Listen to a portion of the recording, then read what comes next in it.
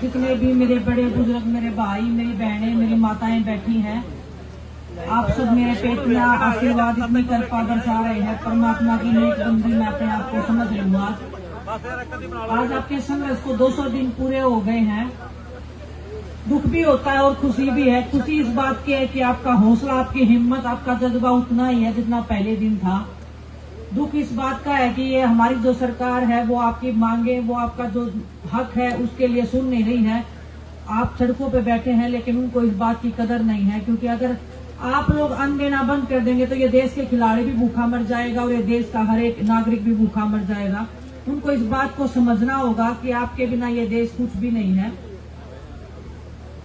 मैं भाग्यशाली मानती हूँ अपने आप को। आपका आशीर्वाद तो मेरे पे हमेशा रहा है, लेकिन मैं एक किसान परिवार में जन्मी हूँ, आप लोगों के बीच में जन्मी हूँ। परमात्मा ने मुझे इतना नवाजा है इस चीज से, तो मैं खुद पे प्राउड फील करती हूँ कि मैं आप सबके परिवार, आपकी बेटी हूँ, आपकी बहन हूँ और शुक्रगुजार रहूंगी परमात्मा का हमेशा इस बात के लिए। उन्होंने ऊंचे घरों में मुझे पैदा नहीं किया, मुझे संघर्ष के मैदानों में पैदा किया। उस संघर्ष के बीच में, उस संघर्षशील कौम के बीच में मैं बैठी हूँ, उस समाज के बीच में से मैं आई हूँ जिसने संघर्ष किया है। मेरी माँ से मैंने सीखा है हार नहीं माननी है, और मैं आप सबसे भी यही सीख रही हूँ कि हमें हार नहीं मानना है। अपने हकों के लिए, अन्याय के खिलाफ में लड़ना है। आपको 200 दिन पूरे हो गए हैं, मुझे लगता है और भी 200 दिन लग सकते हैं आपको। जिस तरह से माहौल चल रहा है, जिस तरह से हमारी सरकार जो है वो सुन नहीं रही है, सुन के भी अनसुना कर रही है। दिखाई तो सब देता है लेकिन वो बोलते नहीं है। जैसे हम बैठे थे, हम तो दिल्ली के नजदीक भी बैठे थे, उनको सब सुनाई देता है लेकिन वो बोलते नहीं है। दुख होता है, तकलीफ होती है, क्योंकि हम वही लोग हैं जो उनको वहां पे बैठाते हैं। वो हमारी इज्जत का, हमारे मान सम्मान का रखवाली बिल्कुल नहीं करती है। आप सबके आशीर्वाद से मैं ओलंपिक्स में गई थी। बहुत खिलाड़ी मेहनत करते हैं, बहुत खिलाड़ी सब कुछ अपना जी जान लगा देते हैं जिंदगी भर, लेकिन मैं जब सड़कों पे बैठी थी बहुत सारे लोग बोल रहे थे कि ये अब नहीं जीतेगी, लेकिन मुझे उस दिन विश्वास था कि मेरा जो समाज है, मेरा जो किसान जो परिवार है, वो मुझे इतना आशीर्वाद बख्शेगा कि मैं किसी से भी नहीं हारूंगी। और मुझे पता था कि मैं उस मैदान में जाऊंगी और फतेह करके आऊंगी।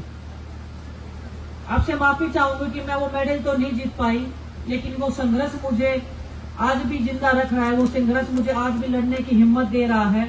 आपसे ही मैंने वो सब सीखा है और परमात्मा से यही आशीर्वाद मैं मांगती हूँ कि ये संघर्ष जो मेरे जो मन में है, मेरे खून में है, वो कभी कम ना हो।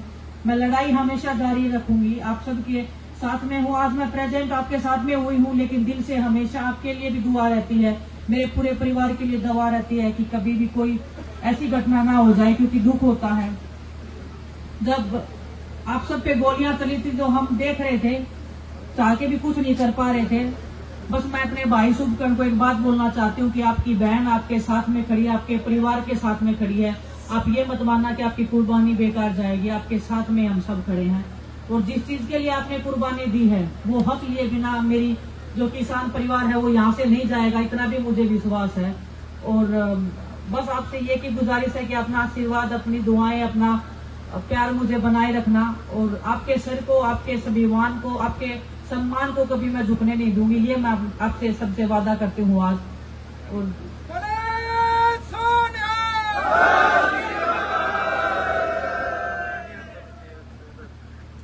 संघर्ष के मैदान में हम ऐसे ही डटे रहेंगे, ऐसे ही हमारा जज्बा बना रहे। परमात्मा से यही आशीर्वाद है, वो गुरु जी हम सब पे मेहर रखे। बहुत बहुत धन्यवाद।